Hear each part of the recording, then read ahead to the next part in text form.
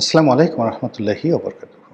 সম্মানিত দর্শক, সকল জল্পনা এবং কল্পনার অবসান ঘটিয়ে শান্তিপূর্ণভাবে ত্রয়োদশ জাতীয় সংসদ নির্বাচন অনুষ্ঠিত হয়ে গেল। আমরা যারা রাজনীতির বিশ্লেষক ছিলাম এবং আমাদের যাদের একেবারে খুব সাধারণ জ্ঞান, যেমন আইনশৃঙ্খলা, তারপর পুলিশের মনোবল, ডক্টর মোহাম্মদ ইউনূসের যে অতীত কর্মকাণ্ড, বিএনপির দুর্বল সাংগঠনিক ব্যবস্থা, মানুষের মধ্যে অভাব অভিযোগ, অধৈর্যতা ইত্যাদি বিভিন্ন বিষয়ের সঙ্গে সঙ্গে ইসলামপন্থী গ্রুপের উত্থান, পাকিস্তানের উপস্থিতি, আমেরিকার যে ডিপ স্টেট পলিসি, এই বিষয়গুলো যখন আমরা চিন্তা ভাবনা করতাম তখন আমাদের প্রায় সবার কাছে মনে হতো যে একটি শান্তিপূর্ণ নির্বাচন অসম্ভব একটি বিষয়। ২ নম্বর হলো যে এই নির্বাচনে বিশৃঙ্খলা হতে পারে এবং এই নির্বাচনে ভোটার উপস্থিতি ভালো হবে না। ৩ নম্বর হলো যে আওয়ামী লীগ এখানে কী ধরনের আচরণ করে তার উপরে অনেক কিছু নির্ভর করে। তো এই কথাগুলো আমরা বলতাম, অনেকেই বলতাম, আমিও বলতাম, কিন্তু তার সঙ্গে সঙ্গে আমি আবার অন্য কথাগুলো বলতাম, যে কথাগুলো ছিল যে নির্বাচনে মিরাকেল কিছু ঘটে যেতে পারে। আমাদের দেশে প্রায় মিরাকেল কিছু ঘটে। ২ নম্বর হলো যে আমি আরেকটা বিষয় বলতাম যে দেশের মানুষের যে মন মানসিকতা, শেখ হাসিনা গত ১৫টি বছর ধরে বিভিন্ন মানুষকে প্যাদানি দিয়ে পিটিয়ে পুটিয়ে যেভাবে তাদেরকে ভীত সন্তুষ্ট করে তুলেছে, ফলে এই শরীর নিয়ে, মন নিয়ে, ব্যাকবোন নিয়ে ঝগড়াঝাটি করা, গণ্ডগোল করা, কারোর সঙ্গে হ্যাচিংয়ে যাওয়া এটি প্রায় অসম্ভব বিষয়। ৩ নম্বর হলো যে তরুণ ভোটার যারা জেএনজি, যারা ভোট দেয়নি, এবং নারী ভোটার যারা আছে তারা ভোট কেন্দ্রে যদি উপস্থিত হন তাহলে সেই ভোটের সমস্ত ফলাফলগুলো উল্টে যাবে। এর কারণ হলো যে আমাদের তরুণ জেনারেশন যাদের বয়স ৩০ বছরের নিচে, আমি গত ১৫ দিন যাবত প্রায় টক শোতে বলছি যে এদেরকে আমরা রিড করতে পারছি না।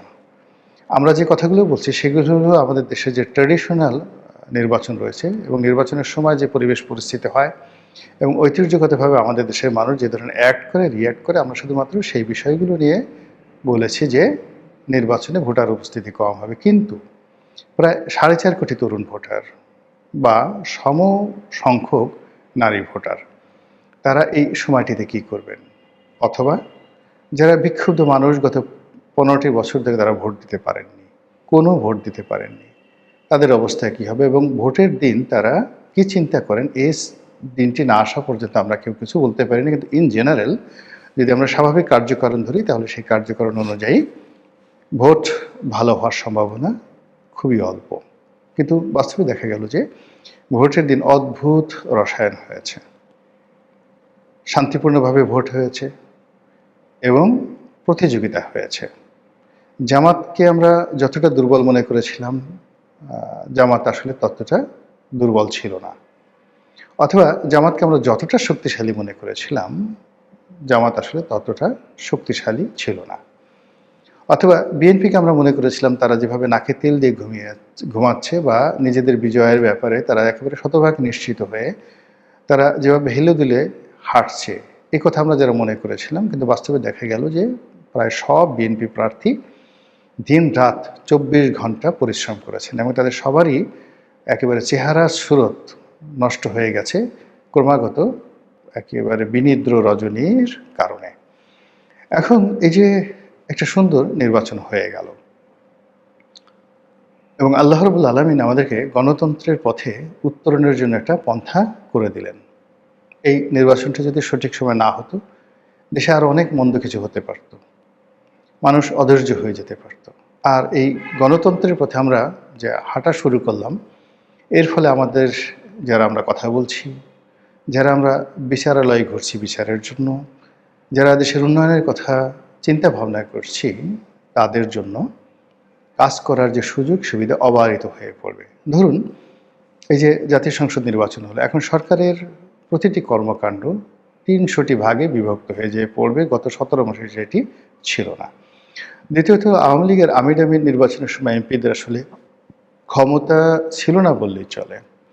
এখানে থানার ওসি যা বলতেন, টিউনো যা বলতেন, একজন এমপি সাহেবকে আসলে সেই কথাই শুনতে হতো।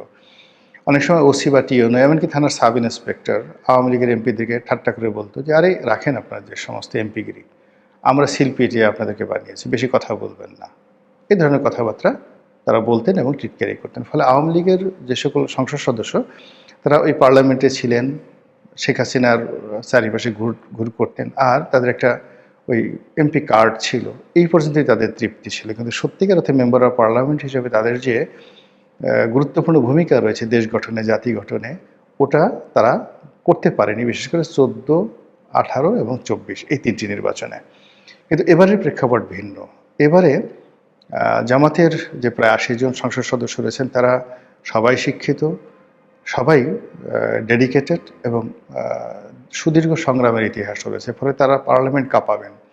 এবং আশ্চর্য ব্যাপার হলো এর বাইরে এনসিপি থেকে যারা আসছেন এই বিপ্লবীদের মধ্যে, যেমন হাসনাত আবদুল্লাহ আসছে, আক্তার আসছেন, তো অন্যান্য যারা আসছেন তারা কিন্তু কথা বলবেন, যথেষ্ট কথা বলবেন পার্লামেন্টে। আর অন্যদিকে বিএনপির যে সকল নেতাকর্মী, বেশিরভাগ অলমোস্ট সবাই গত 17টি বছরে রাজপথে তারা বারবার পরীক্ষা দিয়েছে।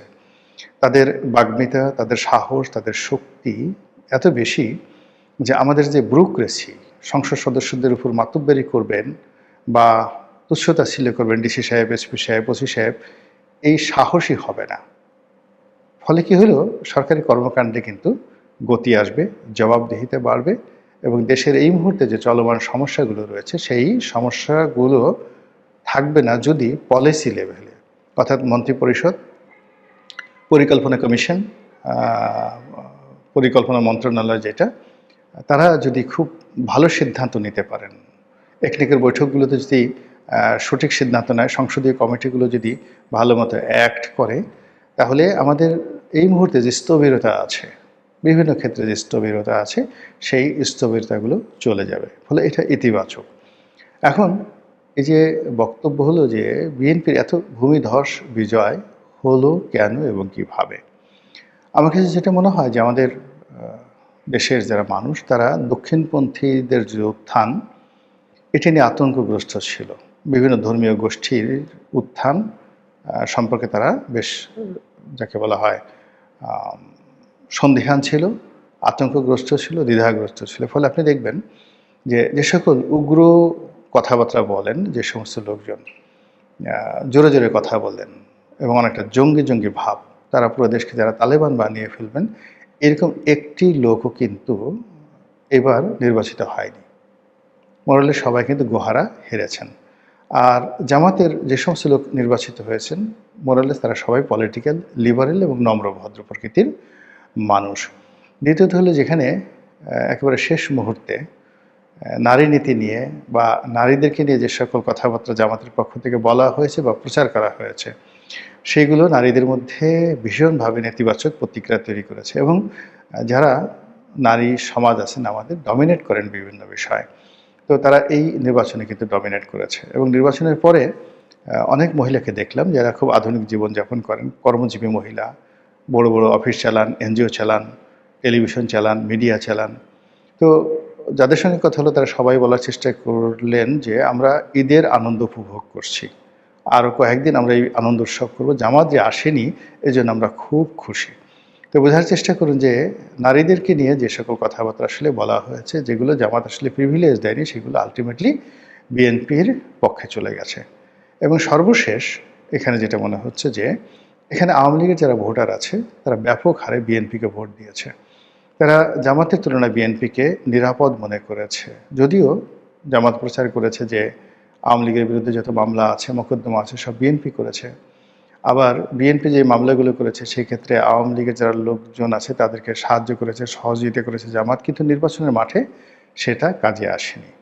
নির্বাচনে মূলত শক্তিশালী প্রার্থী হিসেবে আওয়ামী লীগের যারা নেতাকর্মী তারা বিএনপিকে মনে করেছে এবং তাদেরকে তারা ভোট দিয়েছে, এমনকি বিদ্রোহী প্রার্থীদেরকে ভোট দেয়নি। ফলে অনেকগুলো কারণ বিএনপির এই যে বিজয়, এই বিজয়কে নিশ্চিত করেছে। আর এই বিজয়ের এবং নির্বাচনের ফলে আশা করি নতুন একটি রাজনীতির ধারা সূচিত হবে, নতুন একটা গণতান্ত্রিক ধারা সূচিত হবে এবং অতীতে যারা ফ্যাসিজম করেছেন, অতীতে যারা স্বৈরাচারী আচরণ করেছেন, অতীতে যারা দুর্নীতি করেছেন, বর্তমান সরকার যদি সফল হয়, বিএনপি সরকার যদি ভালো কাজ করে, সেক্ষেত্রে অতীতের যারা আছেন তারা লজ্জিত হবেন, অনুতপ্ত হবেন এবং বর্তমান সরকার হয়তো বহুদিন ক্ষমতায় থাকতে পারবেন। কিন্তু যদি এই সরকার ঠিক সব ক্ষেত্রে দুর্বলতা দেখানোর চেষ্টা করে জাস্টিস সত্তারের মতো, কিংবা তারা যদি প্রতিহিংসা দেখায় আওয়ামী লীগের মতো, অথবা তারা যদি উগ্রতা দেখায় তালেবানদের মতো, সেক্ষেত্রে সরকারের যে স্থায়িত্ব এত কম হবে যেটি আপনি আমি কল্পনাও করতে পারছি না। যে জিনিস যত সহজে আসে সেই জিনিস তত সহজে চলে যায়।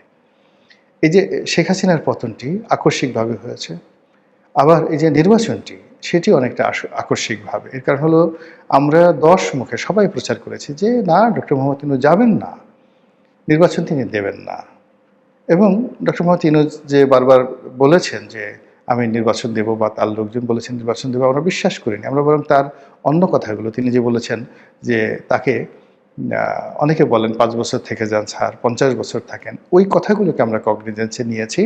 এবং তিনি গ্রামীণ ব্যাংকের ম্যানেজিং ডিরেক্টর পদে থাকার জন্য তার যে চেষ্টা তদবির ছিল, সেটাকে আমরা কগনিজেন্সে নিয়ে আমরা যে কথাবার্তা বলেছি, সেই কথার প্রেক্ষিতে যখন অলনে ছাড়েন, তারেক রহমান সাহেব এলেন, হাদি মারা গেল বা হাদিকে মেরে ফেলা হলো, তারেক রহমান সাহেব এলেন, বেগম জিয়া ইন্তেকাল করলেন, তারপর যেভাবে নির্বাচন হলো, এটাকে মনে হবে যে প্রকৃতি একটার পর একটা ঝড়ো হাওয়ার মতো ঘটিয়ে দিয়েছে আমাদের বাংলাদেশে। ফলে যারা পেয়েছেন তারা যদি এটাকে খুব আকস্মিক কোনো কিছু মনে করেন, তাহলে ভুল করবেন। এটা আল্লাহর দেয়া অত্যন্ত সম্মানিত নিয়ামত।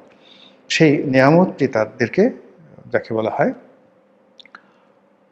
সম্মান করতে হবে, মর্যাদা দিতে হবে, ব্যবহার করতে হবে। আর সরকার চালানোর জন্য সমস্ত রাগ বিরাগের ঊর্ধ্বে উঠতে হবে। যোগ্যতম লোকদেরকে প্রয়োজনে বিদেশ থেকে ভাড়া করে আনতে হবে, প্রয়োজনে চুক্তিভিত্তিক নিয়োগ দিতে হবে। এমনকি ওই যে মন্ত্রী পরিষদের যারা মন্ত্রী হবেন, সবাইকে যে এমপি থেকে মন্ত্রী দিতে হবে, নট লাইক দ্যাট। এখন তাদের যেহেতু একটা ব্রুট মেজরিটি আছে, ফলে তারা যারা যোগ্যতম ব্যক্তি মন্ত্রণালয় চালাতে পারবে, এই ধরনের লোকদেরকে বেশি বেশি মন্ত্রণালয় চালানোর সুযোগ দিয়ে এমপিদেরকে অন্য কাজে ব্যবহার করার দিলে এই যে দেশের যে সমস্যা খুব দ্রুত তারা সমাধান করতে পারবে বলে আমি মনে করছি। নতুন সরকারের জন্য শুভ আশিস, শুভকামনা। দেশের মানুষ সুখে থাকুক, শান্তিতে থাকুক, এবং যারা অন্যায় করেছে তারা অনুতপ্ত হোক, তারা পুনর্বাসিত হোক, এবং তারা আমাদের দেশের নাগরিক। তাদেরকে, যারা ভালো আছেন তাদের মধ্যে, তাদেরকে যেন আমরা দেশের প্রয়োজনে কাজে লাগাতে পারি। আল্লাহ আমাদের সেই উদারতা এবং তৌফিক দান করুন। আসসালামু আলাইকুম ওয়া রাহমাতুল্লাহি ওয়া বারাকাতুহু।